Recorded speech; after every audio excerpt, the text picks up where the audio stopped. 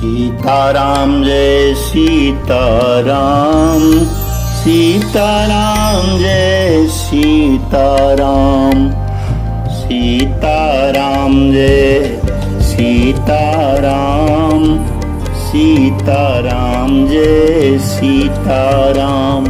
मैं तुम सन कहो सब सुन मुनि सुमन लाई, राम कथा कलिमल हरनि मंगल करनि सुहाई। हे मुनीश्वर भरद्वाज, मैं वो सब तुमसे कहता हूँ, मन लगाकर सुनो।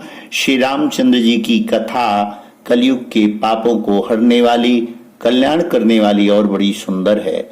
स्वयंभू मनवर सतरूपा, अजिनते भय नर सृष्टि अनुपा, दंपति धर्म आचरण का, अजहू गाँव श्रुति जिन कैली का। स्वयंभू मनु और उनकी पत्नी शत्रुपा, जिनसे मनुष्यों की ये अनुपम सृष्टि हुई, इन दोनों पति पत्नी के धर्म और आचरण बहुत अच्छे थे। आज भी वेद जिनकी मर्यादा का गान करते हैं। नृपोत्तान पाद सुत तासु, ध्रुव हरि भगत भयो सुत जासु, लघु सुत नाम प्रिय व्रत ताई, वेद पुराण प्रशंसय जाई। राजा उत्तानपाद उनके पुत्र थे, जिनके पुत्र प्रसिद्ध हरिभक्त ध्रुव जी हुए। उन मनु जी के छोटे लड़के का नाम प्रियव्रत था, जिसकी प्रशंसा वेद और पुराण करते हैं। देवहूति पुनिता सुकुमारी, अजो मुनि करदम के प्रिय नारी, आदिदेव प्रभु दीन दयाला, जठर धर्यो जहि कपिल कृपाला। पुनः देवहूति उनकी कन्या थी, जो करदम मुनि की प्यारी पत्नी हुई, जिन्होंने आदिदेव दीनों पर दया करने वाले समर्थ एवं कृपालु भगवान कपिल को गर्भ में धारण किया। सांख्य शास्त्र जिन प्रगट बखाना, तत्व विचार निपुण भगमाना, अतहि मनुराज कीन बहु काला, प्रभु आय सुसब विधि प्रतिपाला। तत्वों का विचार करने में अत्यंत निपुण जिन कपिल भगवान ने सांख्य शास्त्र का प्रकट रूप में वर्णन किया, उन स्वयंभू मनु जी ने बहुत समय तक राज्य किया और सब प्रकार से भगवान की आज्ञा और रूप शास्त्रों की मर्यादा का पालन किया। होई न विषय विराग भवन बसत भा चौतुपन, हृदय बहुत दुख लाग जन्म गयो हरि भगति बिनु। घर में रहते बुढ़ापा आ गया, परंतु विषयों से वैराग्य नहीं हुआ। इस बात को सोचकर उनके मन में बड़ा दुख हुआ कि श्री हरि की भक्ति बिना जन्म यूं ही चला गया।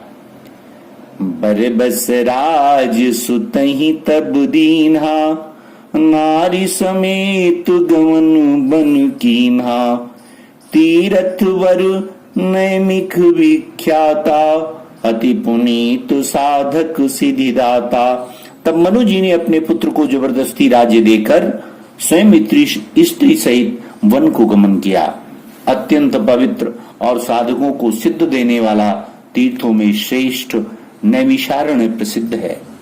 बसहि तहां मुनि सिद्ध समाजा, ताई हरखि चले मनु राजा, पंथ जातु सोहै मतु धीरा, अज्ञान भगति जनु धरे शरीरा। वहां मुनियों और सिद्धों के समूह बसते हैं। राजा मनु हृदय में हर्षित होकर वहीं चले।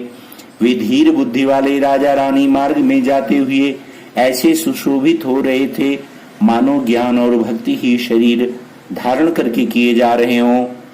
पहुंचे जाई देन मतु तीरा, हर की नहाने निर्मल नीरा, आए मिलन सिद्धि मुनि ज्ञानी, धर्म दुरंधर ने पुरी की जानी।